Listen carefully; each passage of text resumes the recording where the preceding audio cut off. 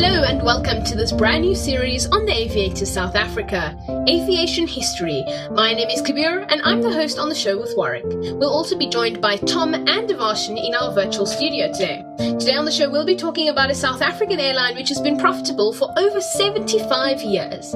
Yep, you're right, South Africa's Comair. We hope that you're going to enjoy this new venture with us. Remember to give us some feedback in the comment section below, and please give us a like and make sure to subscribe and to enable the notifications so you'll get notified when we release a new video. Enjoy the episode.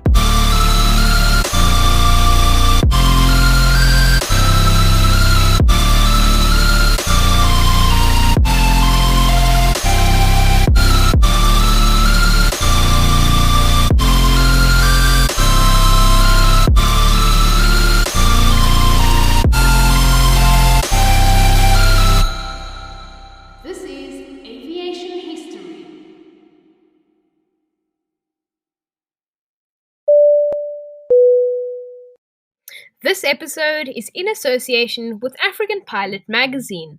Subscribe to Africa's finest aviation magazine today. For more information, go to www.africanpilot.co.za. For only 65 Rand, you can get an Aviators South Africa and St. Helena membership. Every 2 weeks, you will get exclusive members-only live streams where we will discuss a topic and discuss it in depth, but also give you a behind-the-scenes look at how we operate, etc. Some months, you will get also additional content weekly, but this varies month to month due to editing constraints, etc. Another thing you can get as a member is early access content. So you can get the public video before the public has seen it. Visit our website, the link's in the description below, to find out more about becoming a member for 65 Rand only. Quick announcement before we begin. The Aviators South Africa has opened a new division as of the end of August 2020. The new division is going to be the Aviators St. Helena, where in partnership with St. Helena Airport Limited, we'll be bringing you the latest St. Helena aviation news, interesting discussions about sustainability, and more. This will all be happening off the same Aviation Aviators South Africa YouTube channel, so stay tuned and we hope to see you on one of our Aviators St. Helena episodes. Today we're going to be talking about the South African airline success story of Comair. It all started in 1945 when the commercial air services performed their first flight from Rand Airport, Johannesburg to Stanford Hill Airport, Durban. Little did they know they would become the longest operating airline in South Africa besides the national airline, SAA. In 1946, the company was flying charter flights using a Fairchild, the F-24 Argus aircraft. In 1948, commercial air services began scheduled services from Johannesburg to Durban. Commercial air services was now allowed to have scheduled flights because new legislation was added in South Africa to allow airlines like commercial air services to operate fully. Commercial air services used the Cessna 195 aircraft to fly the routes. The aircraft could carry 4 passengers and 1 pilot. It would do the same return route from Johannesburg to Durban with stops in Kroonstad, Ondendalrus, Bloemfontein, Bethlehem and Ladysmith. Unfortunately, the route was not sustainable for commercial air services to run because of the multiple stops, etc. They approached the government for financial support. However, this was rejected. This led to the route being suspended. Anglo-American Corporation was building up the gold mines in the Free State at the time. They approached commercial air services to continue the route, or at least to the Free State. Commercial air services were given a small subsidy and as a result were able to open up the route again. This secured the future existence for Comair. They continued to operate with a branch in Rhodesia, now Zimbabwe. It was known as Commercial Air Services Rhodesia. They were operating out of Bulawayo. They also had Commercial Air Services Natal. Skipping to the future in 1992, when Comair jumped into the mainstream aviation market. Comair was operating the Boeing 737-200 and Fokker aircraft. These aircraft carry over 100,000 people to their destinations of choice for 1 year. The route network consisted of flights between Durban, Richards Bay, Skukuza, Mazini, Gaborone and Torari. There were 200 departures at the time to these destinations. Comair was becoming a fast-growing airline. In 1996, Comair obtained the British Airways franchise as a partner. The airline would be known as British Airways Comair. Comair inherited the British Airways branding, livery, service, and most importantly, the British Airways Executive Club Frequent Flyer program. This service would allow customers to come from the UK to South Africa with British Airways plc and then connect on the British Airways Comair to fly domestically or to countries in Southern Africa. This plan would ultimately boost tourism to the country. British Airways Comair has been a staple name in the South African aviation industry. In the early 2000s, Comair opened its renowned training centre. They had several full-motion simulators to train their pilots. Many airlines pilots fly to South Africa in order to train at the facility. In 2001, LLC Kaluda.com was founded. The idea was to have a seamless, no-frills travel experience. The word Kaluda in the isiZulu language means easily. This is why the brand is called Kaluda.com. In 2009, the award-winning Slow Lounge concept was opened. This provided passengers with a space to relax and unwind before a flight. Comair has gone from strength to strength until 2020. The fleet consists of 14 Boeing 737-800 NG aircraft, 5 Boeing 747-400s which are currently being phased out, and 1 Boeing 737 MAX 8, which was delivered to British Airways Comair. The aircraft has been grounded due to the worldwide 737 MAX crisis. There are 7 more orders for the 737 MAX 8 for Comair. In 2020, Comair has been experiencing major financial issues. Due to the COVID-19 situation, Comair has placed themselves in voluntary business rescue. Their BRPs are looking to find funding for the airline. Comair's future is unknown. For 77 years, Comair has been a major player in the South African aviation industry.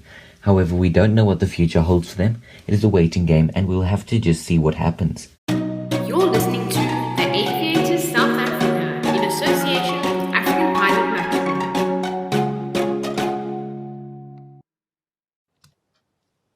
Right, welcome back to the Aviators South Africa virtual studio. I'm joined by Warwick, Devarshan and Thomas today. And we are talking South Africa's Comair.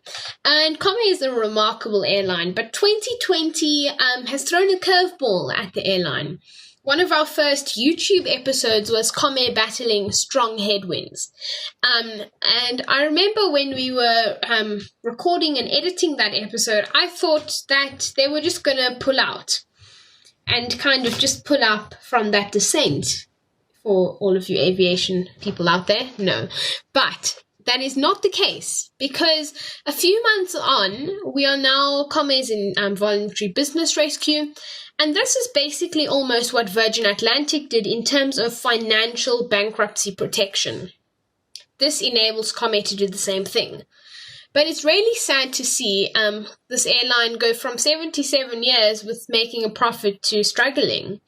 And its future is still unknown. So we're going to talk Narcell. Narcell is Comair's tech company. It was founded, I think, a few years back. It is an aviation tech company, but they also do IT solutions. So a lot of airlines and airports use Narcell, and they have leading-edge technology, which is actually used in Comair itself.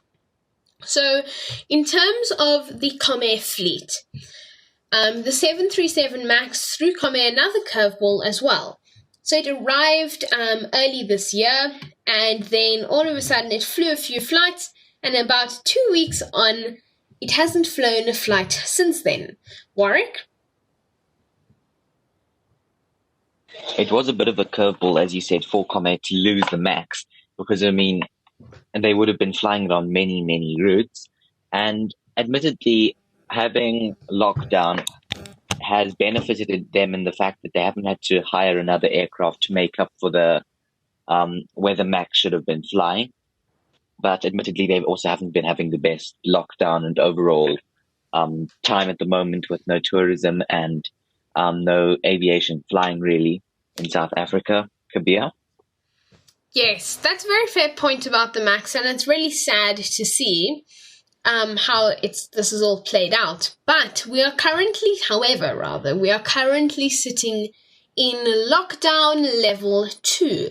This could all change, but it's uncertain at the moment. But lockdown level 2 currently means basically all of the airlines are flying. We recently did a members episode about your ultimate COVID-19 travel guide, essentially, and visit our website for more information on how to get your hands on that. But we spoke about all of these airlines and their safety precautions, which are really not that great, but that's a story for another day. However, we're sitting at level 2, interprovincial travel is allowed, airlines are allowed to operate, yet Comair is the only airline, I think, that's not operating. Sure, SAA is a bit dodgy at the moment. We don't know if they are or if they aren't, but Comair is the only airline that is really not operating now. And I think this is not great for Comair because they're losing out on this emerging tourism industry once again. And this industry is coming up from the dead, essentially. Warwick? Yes, I agree. And I mean, hopefully they can start flying soon. I know their plan was to start flying a bit later this year, and they weren't planning, even if we went straight out of lockdown, they weren't planning to have us come back into, or they weren't having, Comair weren't planning to come straight back into flying their usual routes again.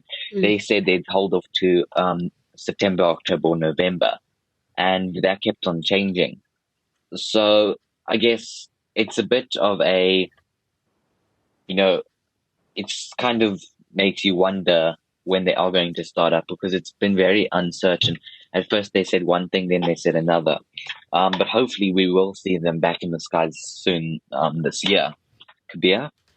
Yeah, I think it's very hard to see what's going to happen and when it's going to happen.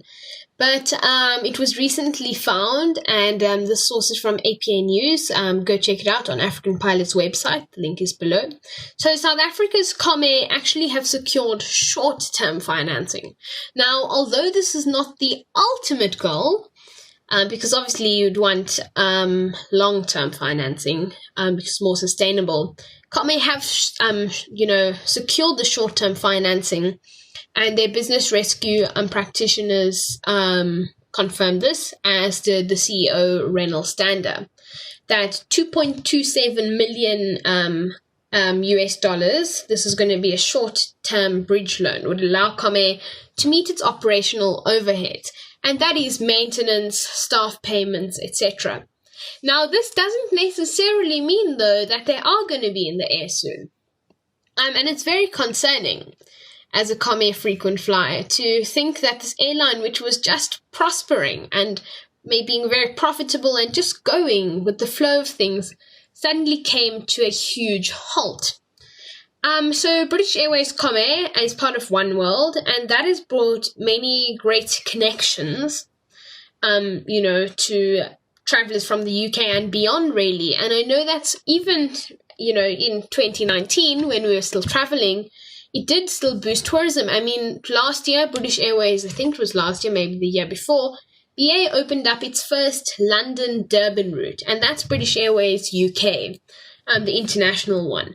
And they opened up that Durban route, and that was really good for travellers because then they could fly from Durban with Comair to PE, Cape Town, Johannesburg, Zimbabwe, etc. Warwick? Well, in terms of Comair's future, I think it really depends on the aviation industry and how quickly it recovers, specifically within South Africa. And I was just busy thinking that it could actually recover a bit faster than we think, because everybody's been cooped up and staying at home for a good while now. I think everybody is ready to get out. And so that whether that means that they could, that they just want to go away, whether it means they need to travel for business, whatever, people are wanting to get away. And the majority of people will drive, but a few people may fly. And I think when people start flying, it's going to have a effect of completely getting larger and larger much quicker. And I suspect by the time it's hit about a year of that, it's going to be quite similar and back to normal. And also after one person has flown, they're going to think, okay, well, I've flown and nothing went wrong. It was all controlled or whatever. I'm going to fly again. I think it's the fear, it's the initial fear. And I think when you've done it, it's going to be much easier and people are going to start flying more frequently again without hesitation. Kabir?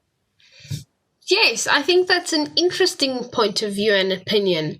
But personally, I'm a bit concerned, to be honest, because we've seen, and we will be covering the story sometime on our channel, so stay tuned, that a lot of these airlines, American airlines in the US, are desperately struggling and can't afford to pay staff, etc. But this is not just because of general COVID. So the US aviation was coming up, then it kind of plateaued, and now it has gone down, and it's actually declining once again. And so we have, it's an inconsistent recovery. It's led to Southwest cutting schedules and other airlines still struggling. So if this is what's happening in a country where, although COVID is a lot bigger, there's a lot more demand for travel in the US than there is here. If there's such an inconsistent recovery in the US, what is Comair and South Africa's aviation future going to hold? Tom?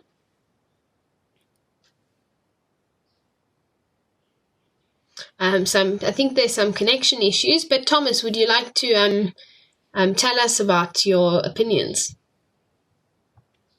So yeah, I think with the American aviation industry, it's quite an interesting one. But I think the main reason for their aviation, their travel being so low and in such big disasters, that America has had is by far has COVID by far the worst, like the most cases compared to how many people there are, and everything, like people are so scared because they know COVID is so much of a bigger thing in America than it is for say in South Africa. So I think people are much more scared in America as they are in South Africa. I mean, people are scared in South Africa, but I think some not as scared, and not as many people are as scared in America. And I think that's one of the main reasons for this complete, how it's gone down now, going down again.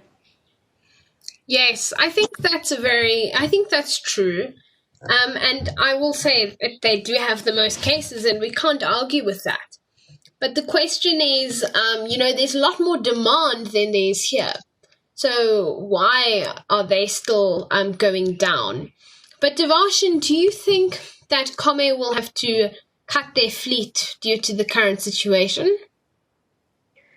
Well, obviously some people do have to let go of some planes, which is a bit sad, because now you see, as we know, the 747 has gone. Yeah, so Comair will have to lower their fleet in a way, but they soon would recover as time gets by, and they'll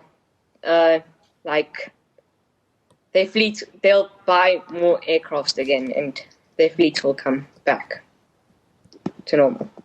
Yes, I think that's true. Warwick? I agree, but I mean, you've also got to look at the fact that they could possibly not cut their fleet because they've been in long-term storage for over 6 months now, and they've still got 1 or 2 months still to go, their fleet, at least with their proposed return plan. So theoretically, if they don't come back, their fleet have been in long-term storage. They didn't plan to do it in short-term storage from the start, so they've been having to update it every few weeks. But they put it in long-term storage, not completely set, and basically they can leave it for roughly as long as they want. Tom? No, I completely agree with you. I mean, if their proposed plan was to wait that long, I think they can probably hold out for a couple of months. But you never know, they could surprise us. Yes, I think that's true. There may actually be a surprise waiting. But there's so much to talk about with Comair, and we will be keeping you updated on our YouTube channel with the latest info. So make sure to subscribe, and we hope to see Comair's future in a positive way. we hope that it doesn't end up looking as a dreadful future. We hope that they don't have to go under or liquidate, etc. But their future is really unknown at this stage. And I think it would really be an issue if Comair stopped operating, because it would shut out the British Airways international links, etc. But their future is unknown, and we'll be keeping you updated. This is an extension of the Aviator South Africa podcast. Find us on Google Podcasts, Spotify, Anchor, and more. Also, if you need additional assistance, email us at theaviatorsouthafrica@gmail.com.